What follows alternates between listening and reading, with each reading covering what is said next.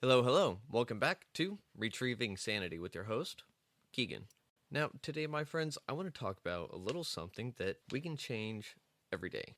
And it does change just about every day for some people. Other people, they just seem to be stuck in their way, whether that be for the good or the bad.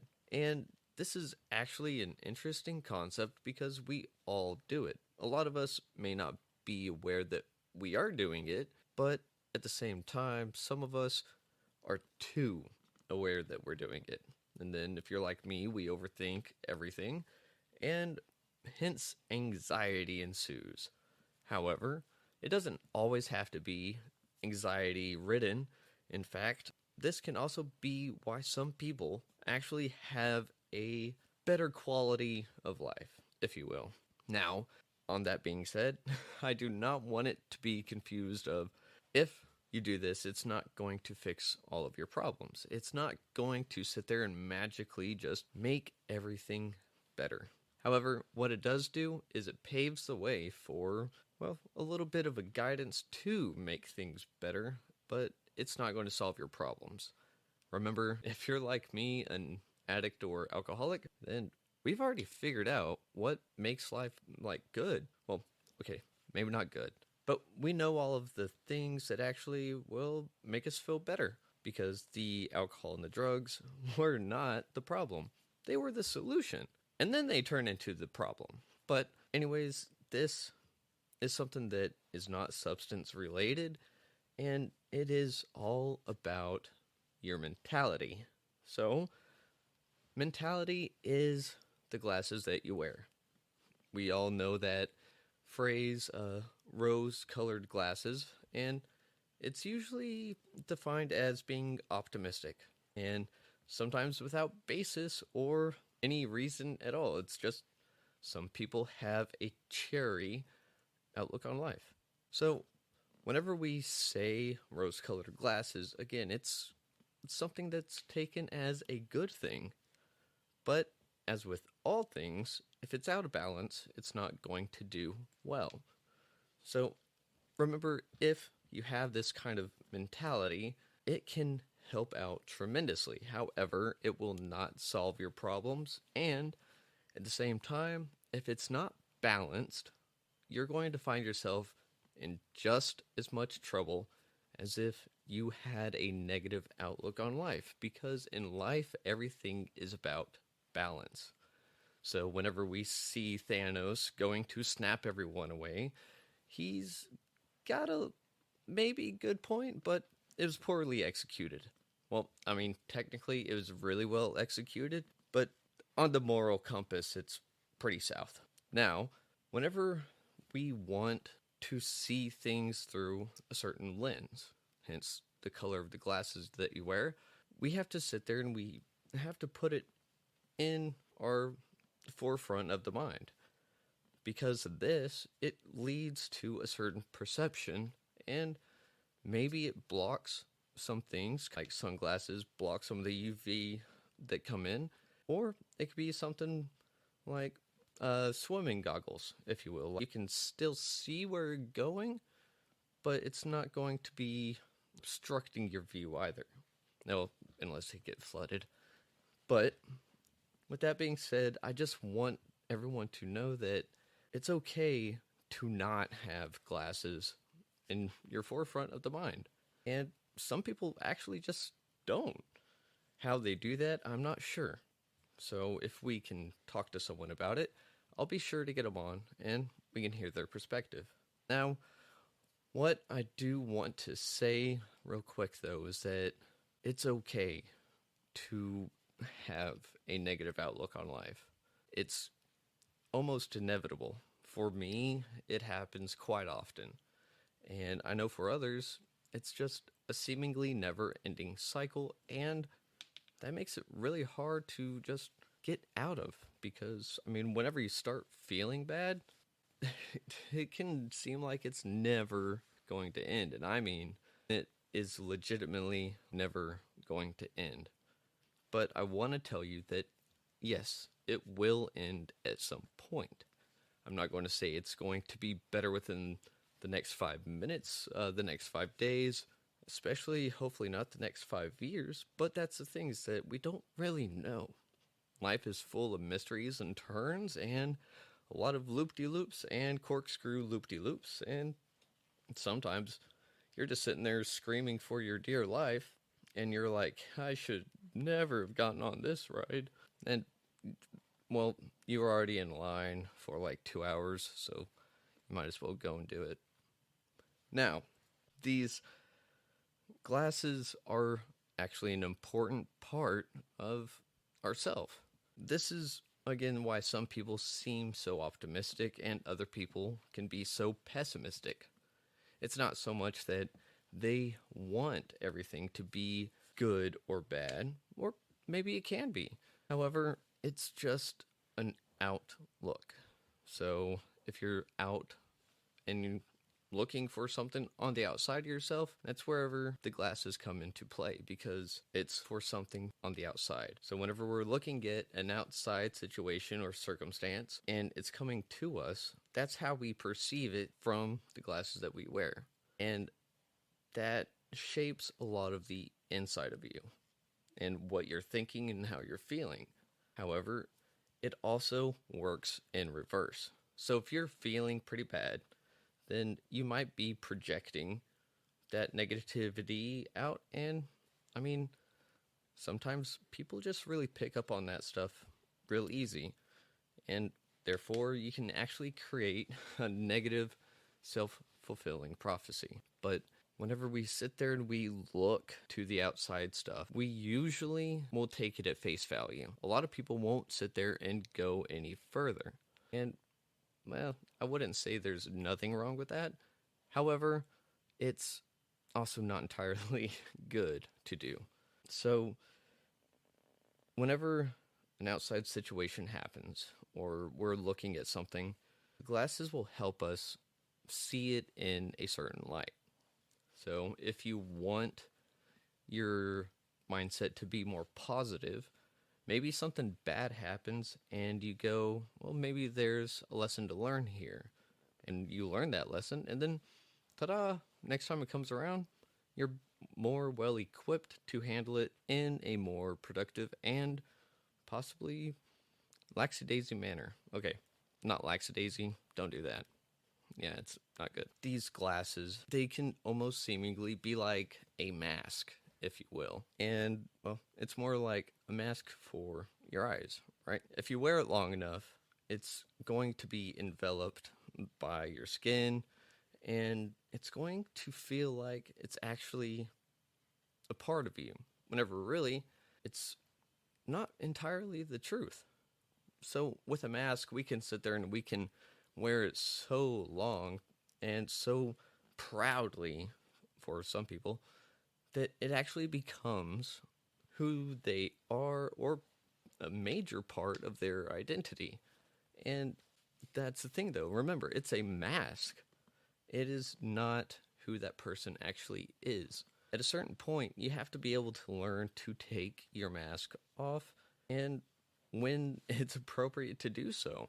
So if you're around friends, family, yourself, and you actually feel comfortable and authentic with other people, then take that mask off, because it's going to let the real you shine.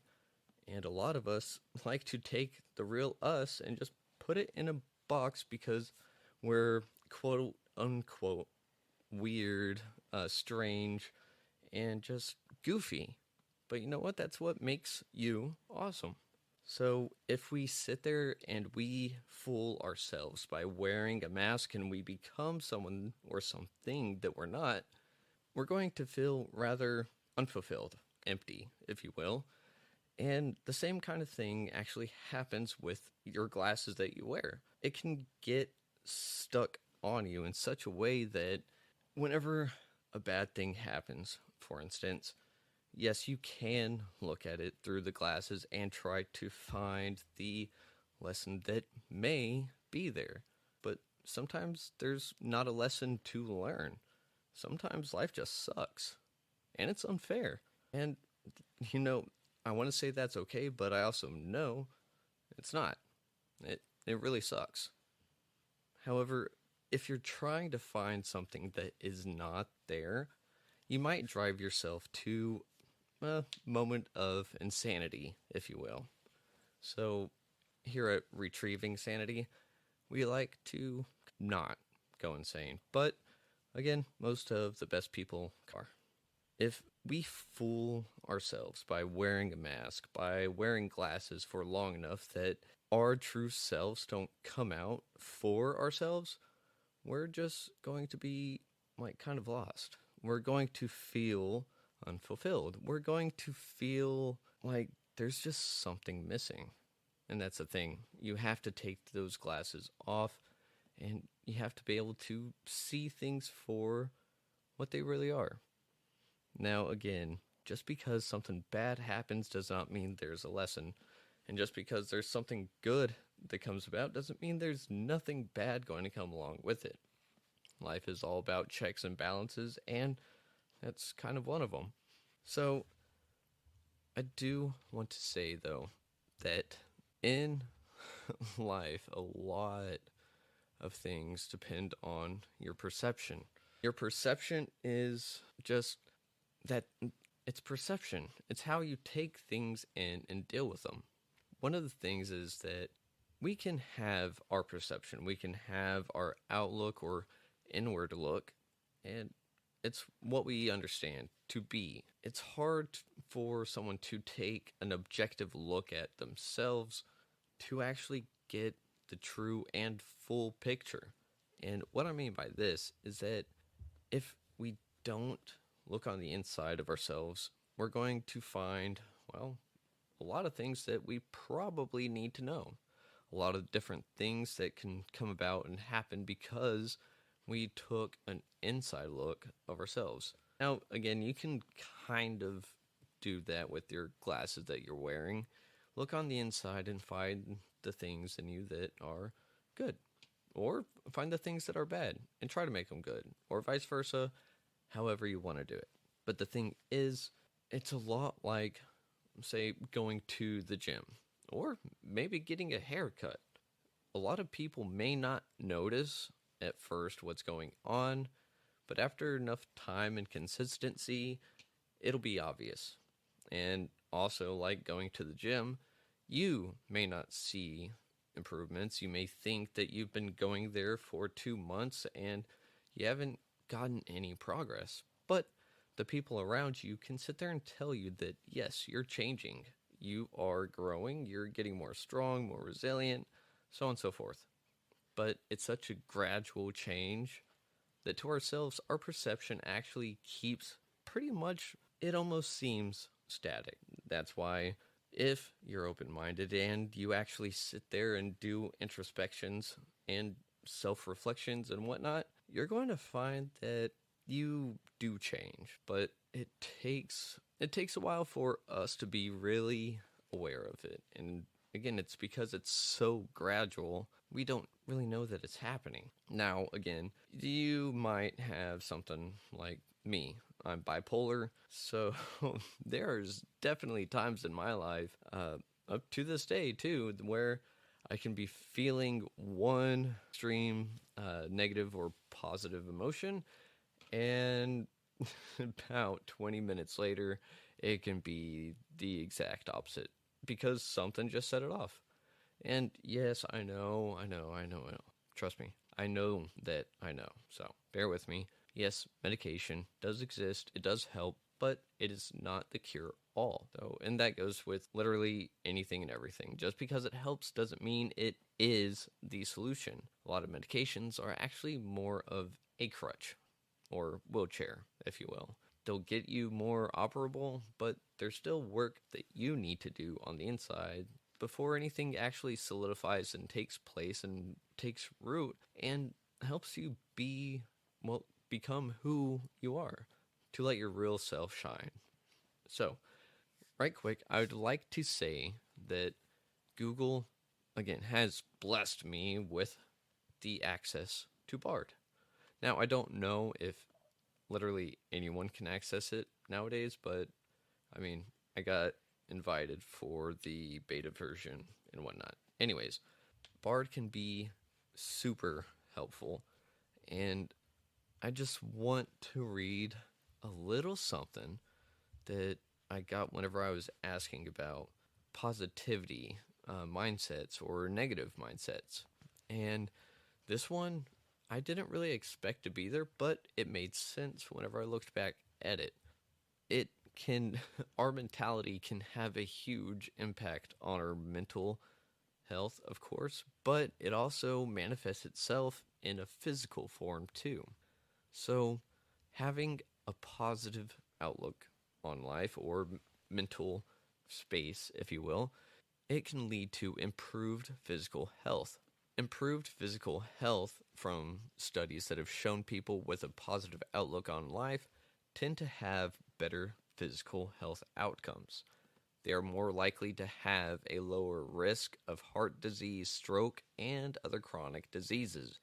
They also tend to have a stronger immune system and are better able to cope with stress. Now, that last one, it seems kind of fairly obvious, but at the same time, some people just deal with stress really well, even if they have a negative outlook. So, again, these are studies, and it's not a this says this, so this is the answer, or this is it in its finality, anything like that. This is just access to information that we may have not had before the internet. So if you know that you're older than Google, raise your hand. All right. If you think smartphones have always been around, you're probably not listening to this. Oh, man. Anyone else remember those days? Man, that's pretty crazy, right? Like, especially being a kid. Hey, I'm gonna go play with my friends around the block. Okay, you better get home as soon as those streetlights are on. Okay. Don't run so far away you can't hear me yell. Oh, man. Sorry. I just had to say that because that's part of my glasses that I'm wearing right now. It's not green with envy, but green is my favorite color, so I'm looking at back memories and just realizing how fun and funny they were and are, especially in today's world. Because, I mean, if I had a smartphone whenever I was going through like middle school or something, man, I would be so probably mentally scarred thanks to the internet. Well, I mean, I guess I didn't really need a smartphone then. So, yeah, some of y'all, yeah, just keep doing what you're doing. Don't do what I did. Now, here's the obvious one that comes up whenever we're thinking about a positive mental outlook on life. People with a positive mentality tend to be happier and more satisfied with their lives. They are more likely to enjoy their relationships, their work, and their hobbies. So, I mean, it sounds fairly obvious, right? But that's one thing I wanted to touch on is that the last little bit that I said, that last little caveat, was their hobbies. Some of you might be kind of like me. I'm not the best at many things, but I love to do them regardless. In fact, one of my favorite hobbies to do is drive along and sing, even though I probably sound like crap. So, I mean, come on. It's fun, but there are definitely days where it's like, nah, I sound too bad. Ugh. But that's what I mean, is that with someone's hobbies, if you have a hobby that you're really passionate about or super interested in, and you actually go and pursue this hobby and enjoy it, then that's awesome and amazing, because guess what? That's how it's supposed to be. If you try a hobby once, twice, 3 times, so on and so forth, if you find that you're not great at it, well, who cares? It's a hobby, and you can always improve as you go along. But if you sit there and you say, ooh, I tried it one time and I wasn't good, so we're just going to throw that idea in the trash, never look back, and just keep going, and that never happened. And that's why a lot of people end up stopping what they're doing or what they really like to do, because that social norm that I've talked about before, it kind of just tells people that if you're not good at something, just don't do it, which is utter bull crap. So I do have to say, if you have a hobby, use it as an escape from the world. Use it as a little bit of a break, you time, some expressive art, if you will, or just do it. because if you're enjoying life, then it's a lot easier to have a positive outlook. And again, I already know it's almost impossible for some people, but that's the thing. We always need to try just a little bit, not for anyone else. We just need to try for ourselves. And with that, we can actually find that a lot of different things all meld together, for lack of a better term. And it's kind of like Tetris. Once you get this whole like square done, boop, it's gone. So that's how a lot of life is. But guess what? Those bits and pieces that are falling, that's us and our mindset and mentality. If it's not going to line up or something right here, and you try to put it there, it's just going to cause a blockage, and now you've got a whole bunch of other stuff coming on top. So, yeah, use your mentality to your advantage. It's easier after practice, especially if you have a bias towards negative mindsets, but it can be done. Now, it kind of goes without saying that this is obvious, but one of the things that you can do to improve your mindset, your mentality into a more positive one, is to surround yourself with positive people. They tend to spend time and have a big impact on your outlook of life. If you make an effort to surround yourself with positive people, they will help support and believe in you, and thus help you support yourself and make you believe in yourself. And yeah, it sounds like pretty easy, right? Like, oh yeah, I just need some better friends or some people that actually get me. And that's the thing, you do, but a lot of people, whenever they're seemingly too happy all the time, yeah, I don't know if I would really trust that person. And I mean, for some people, that positive outlook can be a bitter taste. So someone can be all nonchalant, melancholy, doom and gloom, but still kind of enjoying their life. And then you come and introduce them to Mary, and she's nothing but smiles and skipping and all that. And it makes that first person kind of just go, no, stay away. And that's the thing, though, is that it's a clash of characters right there. But you need to stay open minded and willing to accept things so that you may be able to improve yourself and maybe your whole situation and your outlook on life.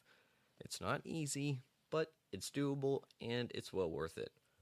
So, if we actually sit there and compare the whole positive and negative mindset, one of the things, of course, is your emotional well being.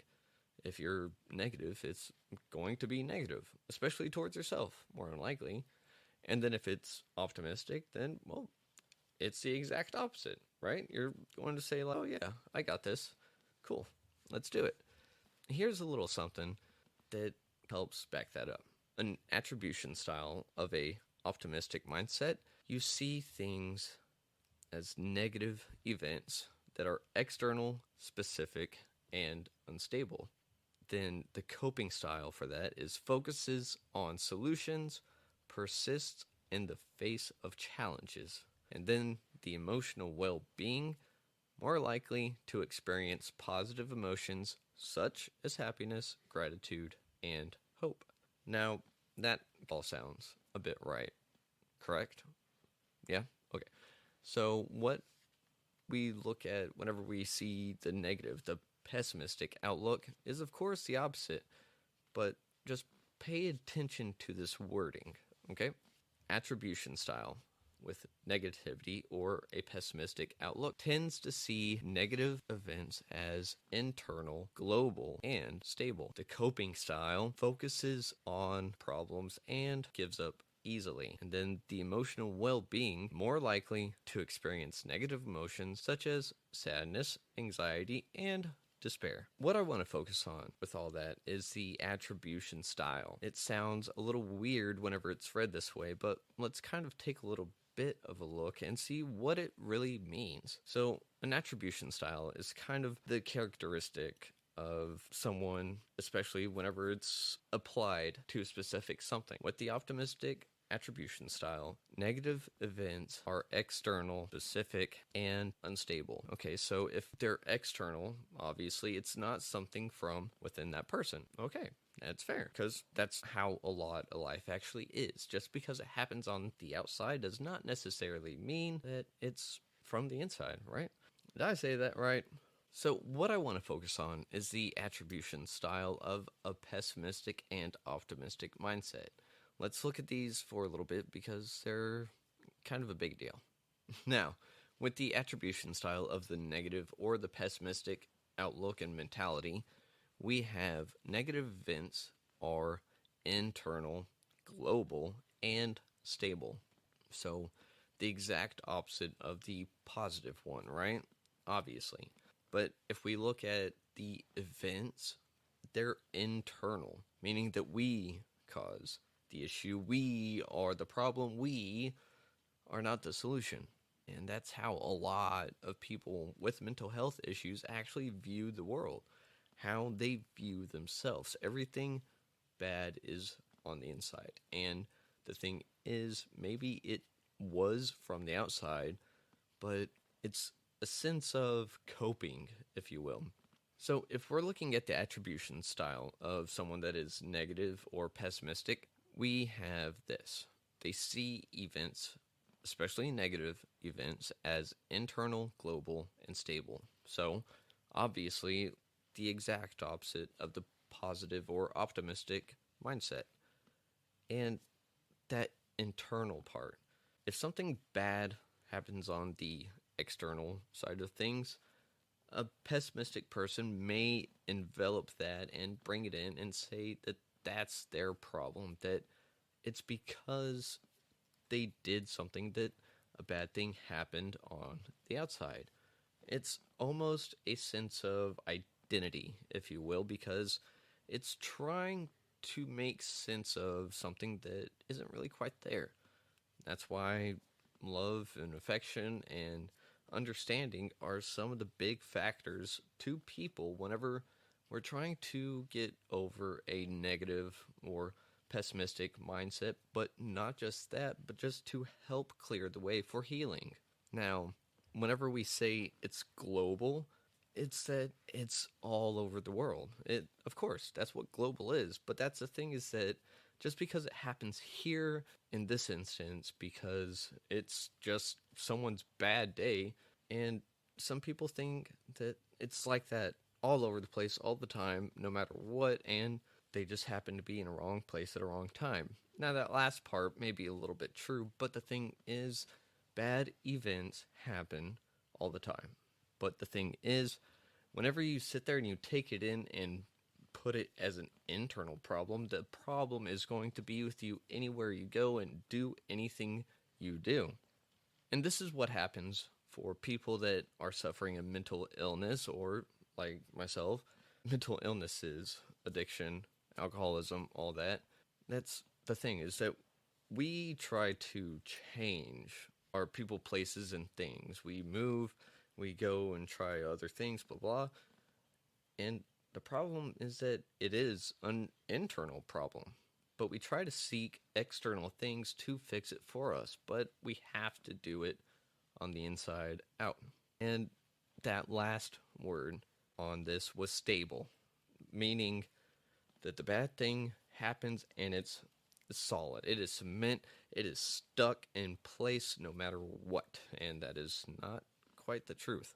Now, whenever we sit there and we look at the coping style, we have the optimistic, which focuses on solutions. Then the pessimistic focuses on the problems. That right there is probably the easiest spot to say that needs balance. Now, this kind of comes about because if you focus too much on the problem, then you're never going to really look for or maybe find the solution. And if you focus only on the solution, you're going to get a weird mixed message. You're going to find that a lot of it is really, you'd think, easy. And then as you going about trying to actually implement the solution that you've thought of, you might have missed some really important key concepts that you need to have in mind whenever you come up with the solution. Now, this isn't to say that a positive mindset will fix everything, because again, no, it's not. However, what it does do is open up the path to, and it does take a lot of perseverance. It takes a lot of willpower. For some people, it's innately their behavior and nature. For other people, it's the exact opposite. For some of us, we like to internalize a problem so much that it is almost like part of our identity. Like those that have a mental health issue or illness, if you will, we have to be aware of the problems that'll actually come about from having something in our head that we don't have much control over. I know we, for the most part, didn't ever really say, yeah, bipolar, I'll take that one. Oh, you've got to get one free cell? I guess I'll take crippling anxiety. And I'll take some ADHD with that too. And yeah, it doesn't work that way, but that's how it feels. Like, you get one, you may have another, you may not.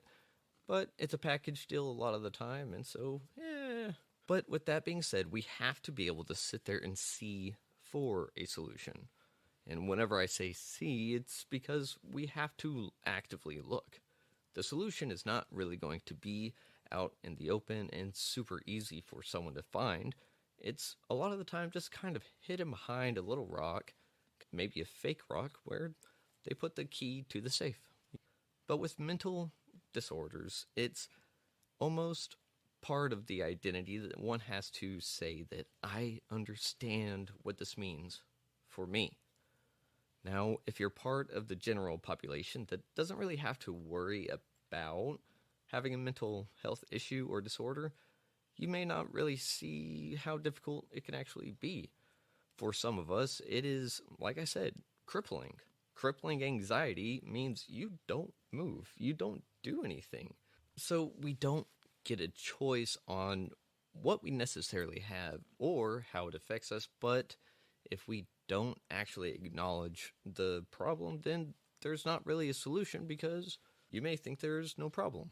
So a lot of the time, people also will say, you're perfectly imperfect and whatnot, and I know that for myself, that doesn't really seem to be the case. It seems like I'm just pretty messed up enough to make it look like every now and then I have everything together, whenever really it's like SpongeBob in that filing cabinet room in his brain and everything's on fire and screaming and running, and then you look at me and I'm just kind of like disassociated face, like, But on the inside, I'm freaking out. And that's how it is with a lot of people. Mental health disorders can and will cripple people, make it to where it is extremely, if not impossible, extremely difficult, or if not possible, to actually achieve certain things that we want. And it's not necessarily the same thing like, oh, I want a whole bunch of money. I want to have 5 vacation days every 2 days forever. I work 2, get 5. No, it's nothing like that. If you have a mental disorder, if you're like me, then the best thing I could ever ask for is peace of mind. Because that is, you cannot put a value on peace of mind. Some of you might be able to. Some of you may even pay to get it. And if you do, can you tell me how to do that? Because, I got 99 problems, and I think all of them could be solved with peace of mind and money. Yeah, so yeah, maybe I do want $1 million. But no, really, the peace of mind is what I'm striving for. The reason why, again, if I'm not at peace, I can't really enjoy things. I can't be grateful. I can't be necessarily as happy as I have the potential to be if I'm always sitting there and worried or stressed and anxious about something. So this negative and positive mentality is crucial to find that balance. And no, it's not easy. And sometimes maybe it needs a little bit more of the negativity, and maybe it needs more of the optimism aspect. So it's a case by case basis. And again, we can sit there and we can say that, well, you got this going on, so this is what you need to do. So it's just a different mindset. Change your mindset. It'll be all right. These mindsets play such an important part in our life that unless we actually acknowledge what they are and how to absorb them, or rather utilize them, they're just going to be another aspect of yourself that you may not understand why you tick the way that you tick. If you're like me, again, I like to ask the question, why? You can ask why or how to basically anything and everything. A lot of teachers hated me in school because I would always ask why and how, and after an explanation, why and how to that one, because there's something that is always behind something else that's making it happen the way that it happens. Same thing goes on with our thinking, with our morality, with our just perception of life, how we go about handling it. So if I'm coming about it in a positive mindset, I'll be able to, well, see the good in it and the value in what I can use for instant use, or maybe cultivate it so that there's something in the future that comes from what I did. And again, the same thing goes with the negative mindset. There's something that caused it, and maybe we can fix it, maybe we can't. But whenever we're in a negative mindset, whenever we're angry, depressed, anxious, anything like that, we tend to put on little blinders. I know it sounds weird, but you know those little blinders that horses have whenever they're like drawing a carriage and stuff? Yeah, those are meant to keep the horse focused straight ahead. Like, don't get distracted, go this way. And that's kind of what the negative mindset is, but it's more like a bandana all around your eyes, and you can see through it, but not enough. You may be able to see through it, but not enough to hit the pinata. It is what it is. We have to find out why we tick the way that we tick. If we know what's wrong and how it's wrong and what we can do to remedy it, we can do something. And we can turn that negative mindset over to a more positive one. But again, there is a balance that is needed between the negative and the positive. So if we have someone that is suffering from a mental health disorder, and again, like myself, we find that a lot of mental health aspects actually kind of fall into place behind that issue. So here's this, for example.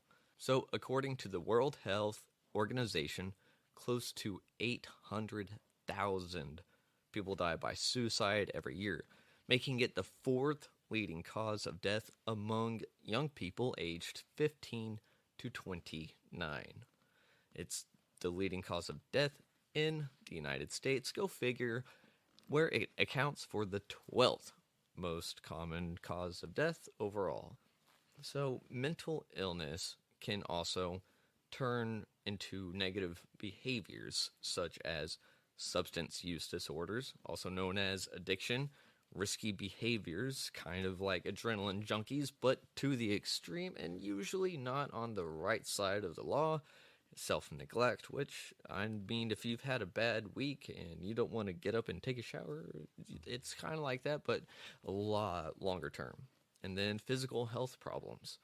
If we're sitting around, we're doing nothing, then a lot of the time, our body, it just kind of starts to fall apart.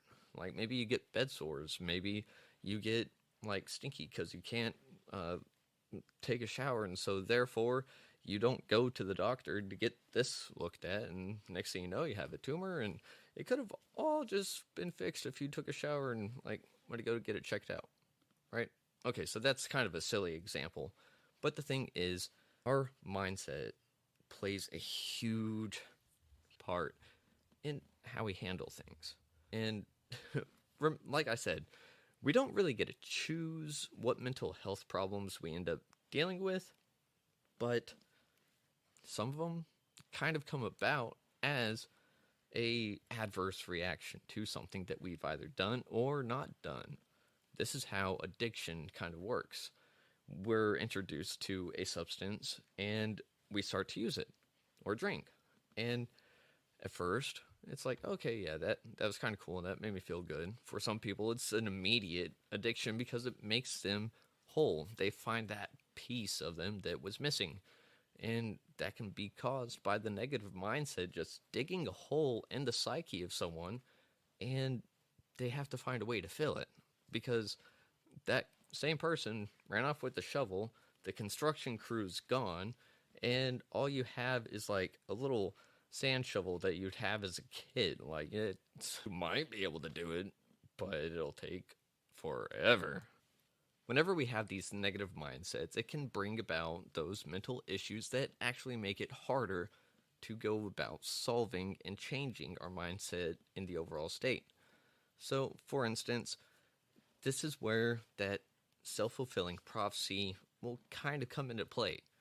So, if we have something that's going on that is negative and we think it's going to be nothing but negative, then we go about acting and treating it as if it is all negative. So, say you're looking for a job or you're trying to get a promotion at your job. If you think that you won't find one, if you think you're not good enough for said promotion, for said job, then you're probably not going to put your best foot forward. In fact, you may be even reluctant to try because you already know you're going to fail. So what's the point of trying? Might as well save your energy for something else, right?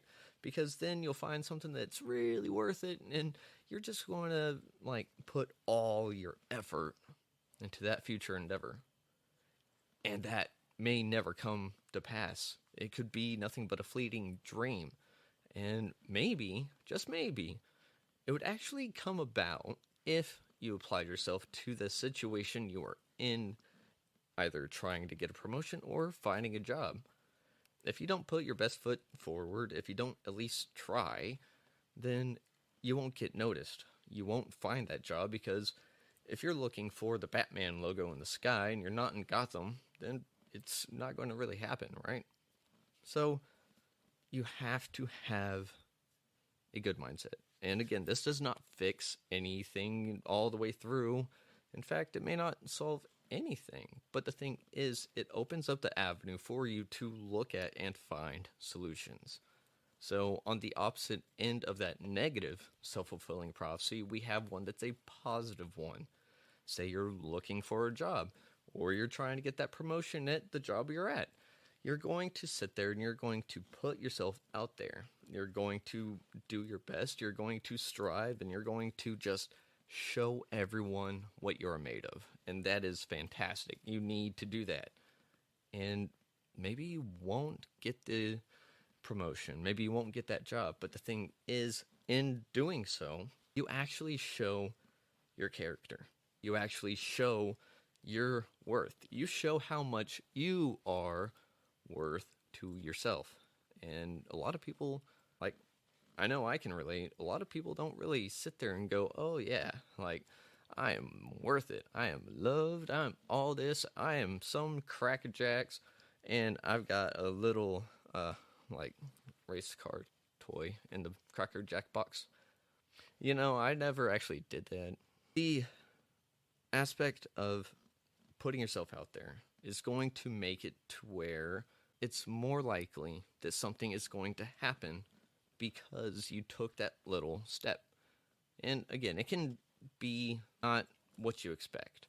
A lot of the time, you can sit there and you were looking for this job and you applied and you did the interview and you were so sure you got it that you thought you had it. But turns out you didn't get the job. But the person that did your interview knows someone else at maybe a different company that will probably treat you better, if not the same.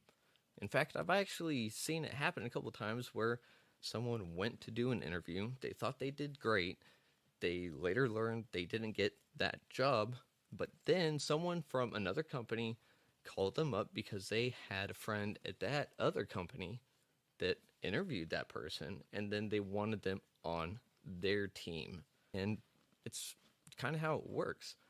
It's interesting because a lot of the time, if you've actually paid attention to life, we're sitting here and we're always told that it's what you know. It's what you know, it's how you apply it, all this and that, blah, blah, blah, blah. And I can tell you from experience, that doesn't mean jack diddly unless you're getting a report card. And I say that because, well, a lot of the time it's more of who you know. Yes, your personal knowledge about a certain subject is going to be valuable at some point in your life. Whether you believe it or not, Wikipedia rabbit holes are fun and can be intuitively, well, let's just say interesting. So, you can know everything about a certain subject, but if you sit there and you clam yourself up in your room or your house because you're too afraid to go and apply for jobs, it's not going to happen. But if you know someone that actually has something that can be offered to you because of something that you know, but the thing is, you don't know what they're about to hook you up with. So that person speaks on your behalf, and then next thing you know, you're getting a call from that company, from another company, and they said, hey, like, I heard about what you know, and I heard it from this guy. And I mean, that's how a lot of networking and social media stuff works nowadays is it doesn't matter how much you really know. It's all about pulling in those numbers. It's about who you know to vouch for you. And in fact, if you've ever had to go to court or whatever, you know that make the biggest difference just who is representing you and who will speak on your behalf. So that also kind of goes in with our whole mindset. If we think we're a likable person, we're going to be treating other people as if we're a likable person. If you think you're not worthy of love, if you think that you're just a complete a-hole, then you might end up actually acting like that, therefore making what you thought true. So we have to have that balance of positive, negative. We have to be looking for solutions. So we're actually having to be focused on the solution, and at the same time, we have to also know that there is a problem to address. If we never address that problem, then we won't ever find the solution. If we don't ever find that solution, we may never find a peace of mind that'll actually help us obtain what we really want later in life, down the road, and maybe, who knows, right around the corner. So we like to give up. We like to sit there and tell ourselves that, it's all good, it's all part of the big plan at the end of the day, right? Well, no, I'm sorry to say, but I think a lot of the time that sucks. Because everyone's capable and worthy of something. If you're having a hard time actually finding a positive mindset, just take a look on the inside and don't beat yourself up. This is one of the things that I want to really drive home with the podcast is to really accept and love yourself. It's not going to solve all of your problems. In fact, it may just sit there and make you go like, well, I actually deserve more than what I've got. And then maybe it'll get you on your feet and going to go apply for new jobs, go find new friends, go to the library, read some books, go to the park, play some frisbee golf. Who knows? If you actually start to treat yourself like how you should be treated, you're going to find that a lot of good things come in suit. And if you always think of yourself in a negative mindset, then it's going to sit there and it's going to come bite you in the butt. And then you're going to wonder why the world is against you. Every door you're passing is catching onto your belt loop, and every light at intersection turns red right as you're coming up to it. So, yeah, sometimes it really does feel like the world is against you. And, yeah, I'm not saying it's easy or it's mandatory to keep a positive mindset. I'm saying that it's incredibly useful too, because believe it or not, our physical health follows along with our mindset. How we treat ourselves on the inside and outside is going to be a direct reflection of how we view ourselves and the world around us. These lenses that we choose to wear, whether they be rose colored or charcoal tinted, or maybe a little bit of yellow for blue light blocking, and so on and so forth, these are tools to help us shape the inside of ourselves. Now, I say this because if you know how an eyeball works or how vision works, then you know that everything starts on the outside. It is an external stimuli, and it's something that goes into our eye. Now, real quick, if you don't know, that black part of your eye, it's actually a hole. Like, it is literally a hole covered up by some lenses and mucus, and but it's a hole. And so with that hole, it actually gets little. So with that being a hole, all this light that we see around us is bouncing off of everything, and it's going into our eyeballs, which go into our head.